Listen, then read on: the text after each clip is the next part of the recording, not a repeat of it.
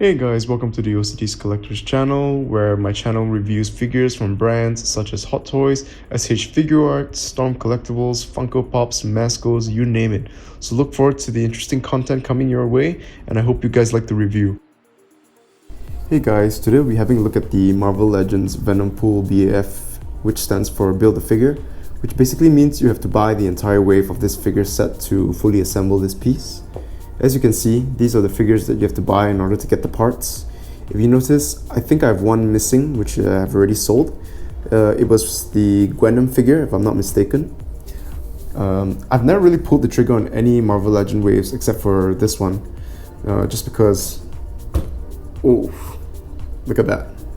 Look how beastly this guy is. It's a huge figure, feels really solid, it has the quality and look, and there's texture to the suit as well. So let's dig into this figure, shall we? So for the height measurements, this guy stands at about 8 inches on the height and about 6 inches on the width. A really wide, bulky guy. So the Venompool figure comes with a few accessories. You have the left holding hands, where you can actually hold the katana. Nice texture details around. And then you got the right side of the holding katana hands. And then of course you get the sheath, where you can slot the swords in, and you can kind of attach this to the sash on the figure. And of course you got the blades itself. Oh, I just noticed this, there's actually a number on the katana, so I would assume the number would be corresponding to where you could plug it into the sheath. Let's just have a look and double check and see. And yeah, you got one right there. So yeah guys, these are the accessories that come with the figure. Now, I don't really know much about this guy. I remember seeing a 1/6 scale version of Venompool, which Hot Toys actually did a production run, and they actually produced it, and it was released this month. Not gonna lie, the Hot Toys version looks really epic, and I was tempted to pull the trigger. It's just that there were concerns that I had, issues like with the soft goods or rubber texture of that version. Will it actually held up over time? Because I do have some figures that I collect that has using those leather synthetic goods, and they do have issues of flaking after a long while. But yeah, anyway, back to the topic of this figure. Let's have a closer look. As you can see, the head sculpt is nicely painted. The tongue color especially, I kind of like the bluish purple paint application applied to this. The teeth are really nicely painted as well. The eyes have no QC issues, there are no marks on it. It's just a really well painted figure, in my opinion. And of course you got the belt and the sash. They are a separate piece. And you have the Deadpool logo here as well. So of course on the hands, if you notice, they have this separate piece, some steel cuffs. You can actually take them out, and they're actually movable. I do like the silver stitching all around the figure as well. Here you guys can have a closer look from behind. Yeah, so it's, oh look, there you go, it came off. Let's put that aside. The paint of the stitching has been pretty good so far, except for, as you can see here, a little complaints. Maybe this part wasn't exactly painted too well, but overall the rest of it had a pretty good, decent paint job. And so basically I wanted to show you guys the sheath. You can actually plug the swords in. So having a closer look at the katanas, it's a decent paint job. You just got some worn out kind of look to the blade. Kind of wish they went for a little bit of a more shiny finish, but I mean, I can accept this. This is still pretty cool. And then it just slots behind. Oh, wrong way. Like that. So what you can do with it is you can actually sort of plug it here. I've had some difficulty actually plug it in place, but it just came out easily, as you guys saw in the video just now. And then, well, I think overall this figure to me is one of the best BAF figures this year. Really highly recommended to get this guy. He's freaking amazing. Definitely worth buying the entire wave just to assemble this guy. The legs kind of look a bit funny as well, because you got a big proportion on his upper torso, and then you got this still bulky, but you know, if you look at it from an angle, you could kind of see that the legs are kind of skinny. So to actually get this guy fully built, I think you'd have to spend about 650 ringgit, which in conversion to USD is about $157. I definitely paid a hefty one to get this guy, but no regrets. Will he probably go up in price? Most possibly, as this and the Venom movie Marvel Legends figures are selling pretty well. And I think the Venom one is going up in price as well. Not sure about this guy. Shout out to Just In Hunts for getting this set to me. Check them out. And yeah, guys, I hope you liked the close-up view of the figure.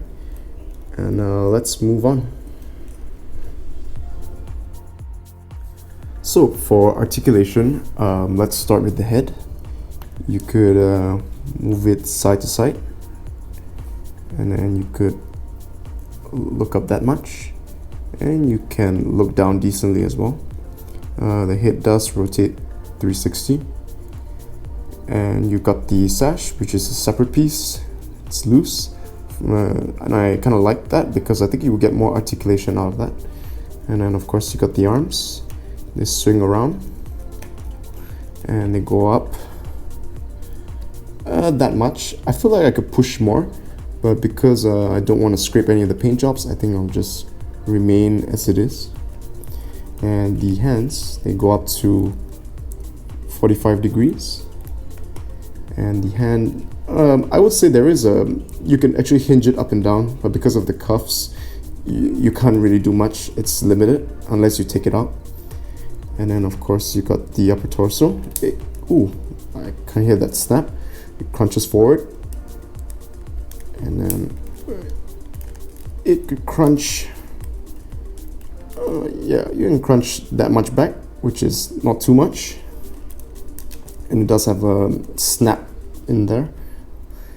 And the legs are really decent. It goes up to that high, and it does have a thigh swivel. And then let's see how much we can bend the knees, and it can bend really decently as well. And then as for the feet, it does pivot side to side, and it can go back and forward as well. So I would say for a big character like this guy, the articulation is pretty awesome. Yeah, I'm quite happy with what we can get with such a huge figure. And lastly, maybe I can show you guys that you can actually you can sort of slot in the swords, I think quite easily a bit. Oh, it's a bit tight on mine, but yeah, this one, let's get that in there. Oof, I'm kind of worried about slotting the swords in. I guess it's still a bit hard at the moment, the plastic, so I do not want to scrape anything, but yeah, you actually can. And there you have it for articulation. So now it's time for some height comparison with the other Marvel Legends figures. And here we have the Build-A-Figure Crimson Dynamo, who actually stands at the same height almost with the Venompool BAF. And here we have the Super Skrull figure, BAF as well. You can build it by getting the parts. And here is the this is the Grey Hulk. I think this one was the I can't recall whether it was the convention exclusive or was it a standalone. But yeah, so you have the Grey Hulk standing just right above, and Crimson Dynamo is pretty much the same height, and Super Skrull is definitely shorter. And lastly, we can have the Dark Beast for another comparison. Oops, which stands at the similar height as the Super Skrull.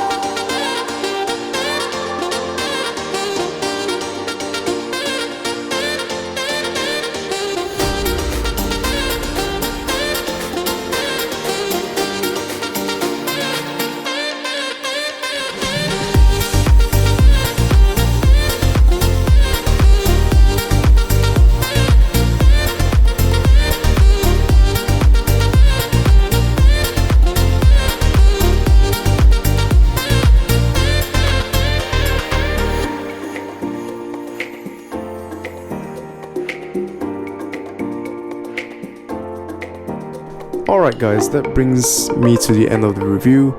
Please like, subscribe and comment if you have any feedbacks from me on how I can improve my channel or my video. Stay tuned for more contents on more figure reviews, and thanks again guys, have a great one.